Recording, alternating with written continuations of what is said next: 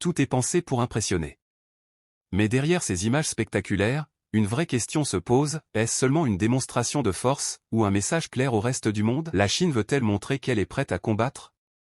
Reste bien jusqu'au bout, on va décrypter ensemble ce que cache vraiment cette mise en scène. Sonic, des avions de combat, nous avons vu passer dans une grande... Qui rassemble donc deux puissances nucléaires, en plus de la sienne. La Corée du Nord, alors le dirigeant nord-coréen sort très rarement de chez lui, c'est la première fois qu'il accepte comme ça un sommet international. Donc en plus, c'est le retour sur le devant de la scène d'un État paria. Avec Vladimir Poutine, qui il y a encore 15 jours était avec Donald Trump en Alaska, mais qui là fait le choix d'être en Chine pour les 80 ans, pour le défilé de la fin de la Seconde Guerre mondiale. Et on voit bien à quel point finalement Xi Jinping au milieu est aujourd'hui... se veut le pôle de stabilité qui rassemble des États qui sont désignés quand même comme des États, oui, des États sous sanction par les États-Unis. Et en fait, ce que dit Xi Jinping et ce que dit cette photo, c'est attention, un nouvel ordre se met en place, un ordre alternatif qui est prêt à défier l'Occident. Ce qui est intéressant dans cette photo, c'est qu'en plus finalement de la démonstration de force militaire dont on parlait à l'instant, il y a vraiment ce succès diplomatique pour la Chine qui se veut vraiment le pôle de stabilité face aux États-Unis et à un Donald Trump sans cesse plus imprévisible. Général Chevancy, sur ce défilé impressionnant, cette démonstration de force.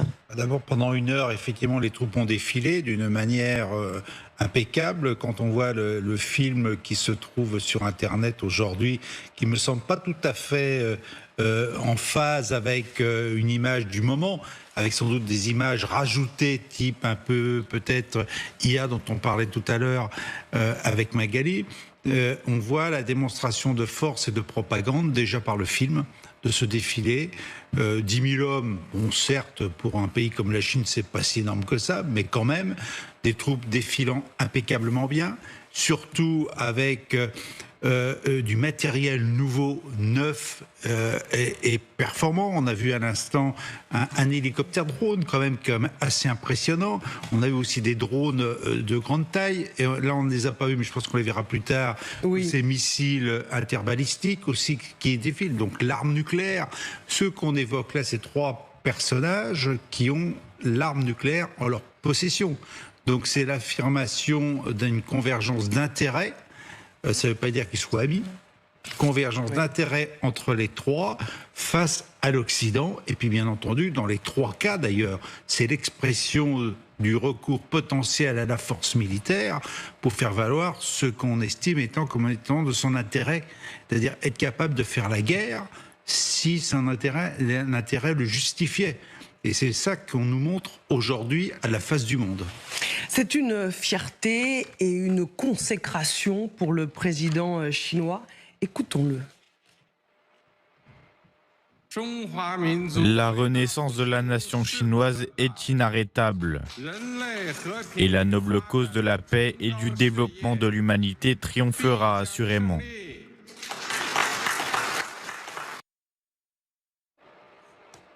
Est-ce que ce défilé, il montre aussi, Bertrand Galichet, le chemin parcouru d'une Chine qui désormais peut étaler toute sa puissance ?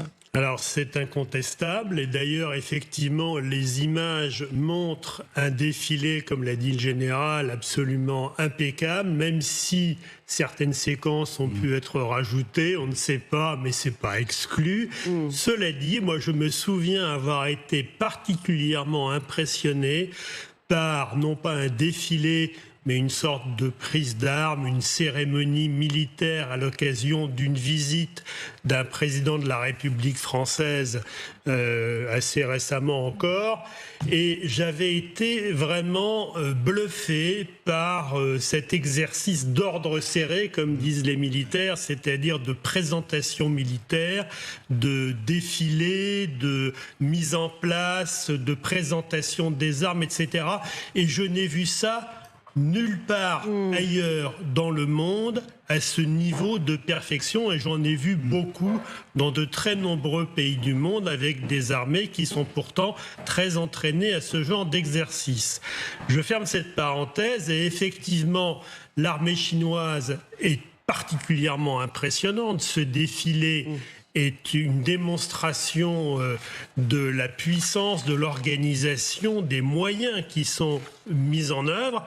Après, il faut quand même rappeler que l'armée chinoise n'a pas combattu depuis 1979. C'était contre le Vietnam, c'était quasiment un incident de frontière, c'était au cours de l'hiver 1979, ça a duré quelques semaines et ça n'était pas un grand conflit.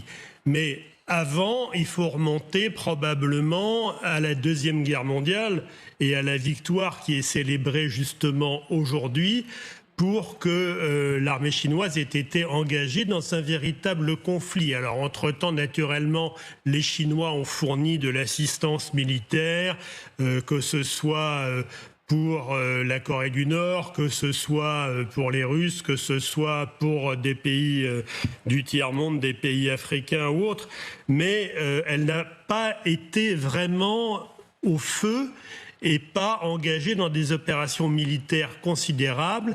Et donc, on ne sait pas véritablement ce qu'elle vaut aujourd'hui ou ce qu'elle vaudrait en cas de conflit. Donc ça, je pense que c'est un élément aussi qui est important à considérer. Adina Revol. Écoutez, peut-être c'est mon passé derrière le rideau de fer qui jaillit à nouveau, mais je vois beaucoup de propagande en fait dans ces images, dans la perfection qui est montrée, et effectivement on ne sait pas aujourd'hui ce que vaut l'armée chinoise. On voit effectivement une parade très organisée et c'est le but de la Chine de se montrer très puissante. Ceci étant dit, ce que j'ai vu moi sur les images, c'est et dans les accords qui ont été signés, parce qu'il ne faut pas oublier qu'il y a un accord énergétique qui a été signé entre la Russie et la Chine pour la construction d'un gazoduc qui s'appelle Power of Siberia 2, qui serait le plus grand gazoduc au monde.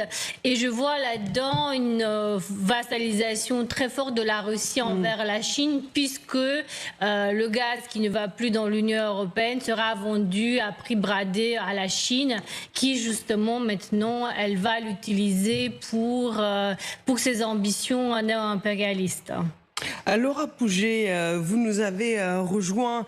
Bonjour. Cette parade, on le disait, c'était l'occasion pour la Chine d'exposer ses armes nouvelle génération. Il suffit de voir ces images pour la comprendre, cette démonstration de force militaire, Marie-Aline. Plus de 10 000 militaires parfaitement alignés, accompagnés d'un volume impressionnant de chars, missiles, avions de combat.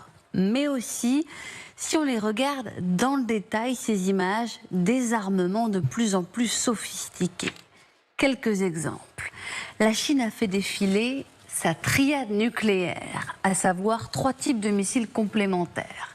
Le JL-1, lancé par avion, le JL-3, par sous-marin, et son nouveau missile balistique intercontinental, le DF-61, qui apparaissait pour la première fois. Tous sont capables de porter des ogives nucléaires. À noter qu'ils étaient regroupés dans la parade, une démonstration concentrée qui est aussi une première, d'après la chaîne officielle chinoise CCTV. Pékin a également profité de ce moment pour mettre en avant sa puissance navale, avec ses drones sous-marins de très grande taille, ici le modèle AJX-002 d'un format de 18 à 20 mètres. Ou encore un ensemble de missiles anti-navires, les YJ, conçus pour être lancés à partir de sa flotte. Enfin, une nouvelle arme laser a fait son apparition, le LY-1 que vous voyez ici, destiné à servir la défense aérienne. Il est conçu pour émettre de l'énergie dans une direction donnée et neutraliser ses cibles sans avoir besoin de lancer de projectiles. Merci beaucoup Laura Pouget pour toutes ces précisions. Général Chauvency, la Chine est-elle en chemin pour devenir la première armée du monde? C'est son ambition en tout cas. C'est son objectif, je pense. D'abord parce qu'il y a un objectif lointain qui est 2049. Qui est le centenaire de la République populaire de Chine. Il a été donné comme mission d'ailleurs à l'armée de terre chinoise d'être à la hauteur justement de cet enjeu, d'être la première armée, au moins au niveau des forces terrestres. Ensuite, n'oublions pas quand même qu'il y a quelques tensions. Alors, elles ne sont pas très terrestres, surtout aéromaritimes, en Indo-Pacifique, en mer de Chine méridionale, où effectivement il y a des affrontements sans être violents avec les forces occidentales maritimes qui passent, parce qu'il y a une revendication territoriale. Donc effectivement, aujourd'hui, la Chine veut se donner les moyens militaires de s'opposer aux États-Unis. Il y a eu, il me semble que Xi a parlé de date de 2027